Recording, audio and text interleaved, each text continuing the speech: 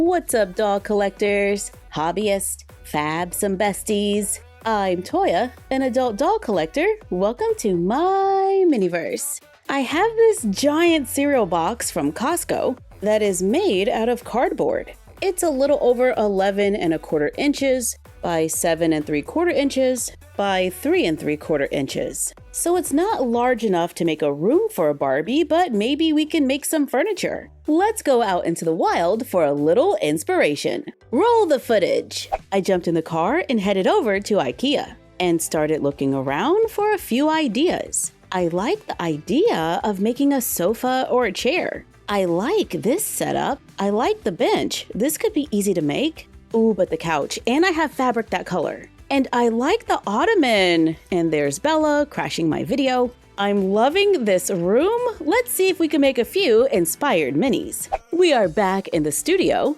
I've got my cereal box or cardboard. Let's cut 3 inches off the bottom of the box. I used a craft knife to cut through the cardboard, and I trimmed off the bottom tabs, leaving me with a small rectangular box with no top and bottom. I cut along one of the corners to open it up, cut the other side to get the back and sides of our sofa. The piece that we cut from the front is not wide enough to be the seat, so let's go back to the main box and cut one of the sides. That is the same width for the side of our couch, and that should work for the base. Let's use it as a template to cut a few more pieces, the same size, then stack and glue them together, giving us a pretty stable, solid board. We're going to take a few artistic liberties and change the legs of the couch and use some of these little tabs. Cut 1-inch strips, stack and glue 3 together. Repeat to make 2 that are about 3 inches, and we're going to put these on the sides of the board, but don't glue them down. Then cut another board that we'll be able to put in between.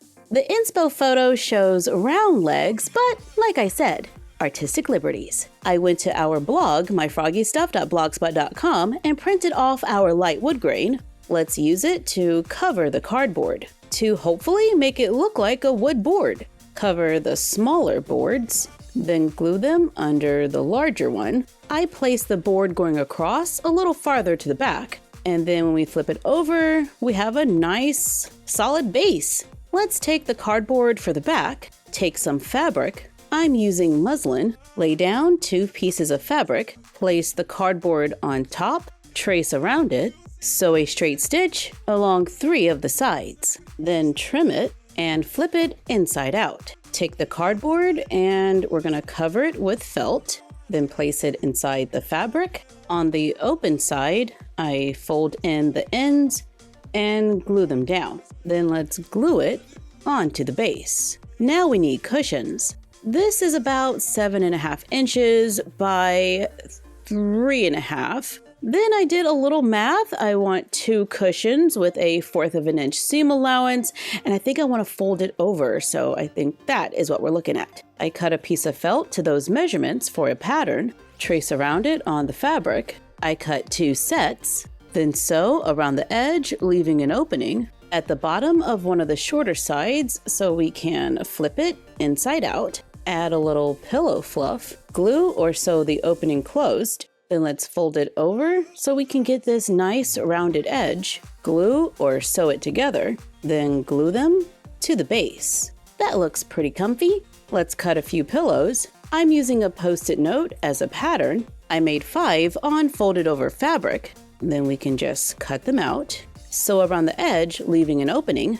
I sew 3 with an 1/8 inch seam allowance and 2 with a 1/4. Take the 3 and flip them inside out, then stuff them, glue or sew the opening closed, then glue them onto the sofa, pressing them firmly onto the back. Then take the last 2, cut the corners, flip them inside out, add fluff, and close the opening to make smaller pillows that are unfortunately too small for the sides. So let's try again. This time I cut rectangles that are 3½ by 3 inches. I made them with less than a 1/4 inch seam allowance. In hindsight, I probably just should have did the 1/8, but here we are.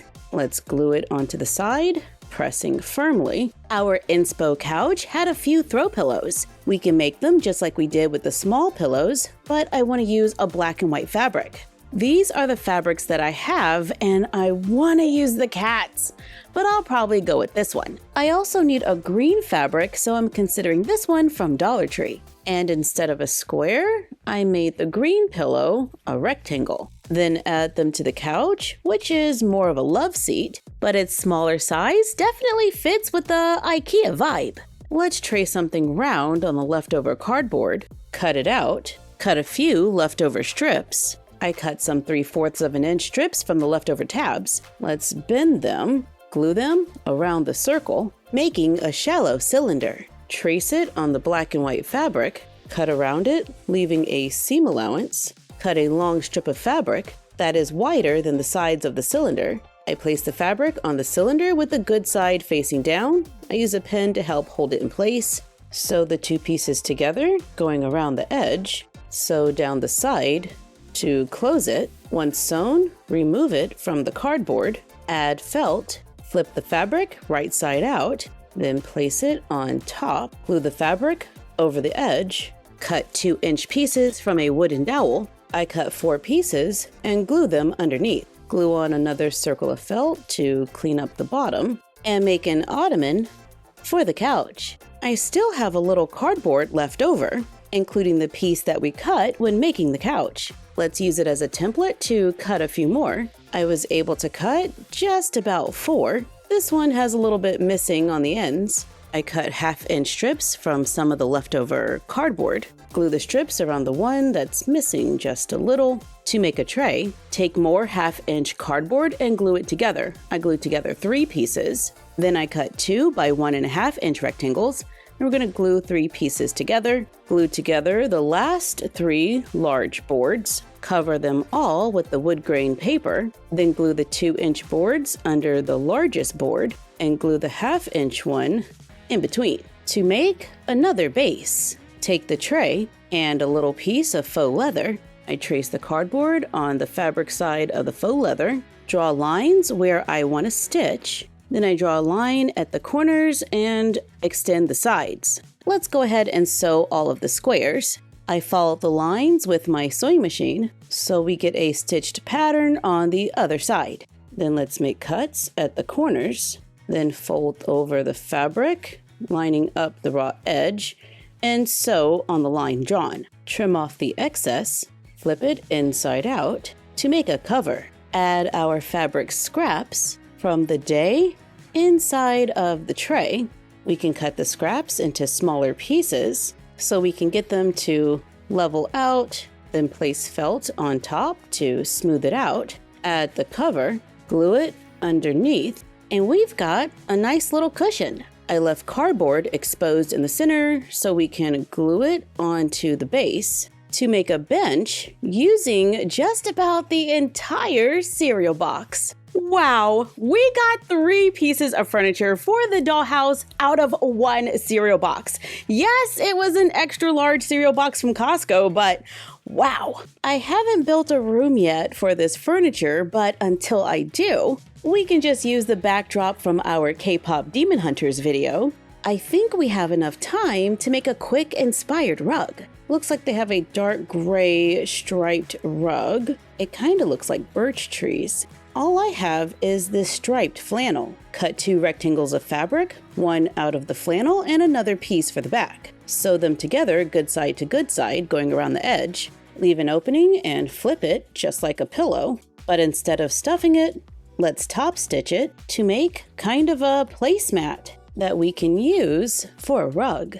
I cut a rectangle of the leftover green fabric and pull the threads to make a fringe. Fold it and iron it to make a few creases so it can lay over the bench. Take paperboard from doll packaging and cut a rectangle. I cut 2 and we're going to stack and glue them together. I cut strips to go around the sides. Cover everything with paper, then glue them together to make a tray. Let's add the picture from the strawberry shortcake set, and I have 2 3D printed glasses from home to complete our IKEA inspired set. It is so much fun to go out and find a room for inspiration for a miniature build. And we got to do a little recycling while giving the dolls new furniture for the dollhouse. Thank you for joining us while we did a little crafting. Like, comment, share, and subscribe. Don't forget to ring the bell and follow us on Instagram and YouTube at MyFroggyStuff and Bella of MyFroggyStuff on Instagram. And we will see you next time. Bye!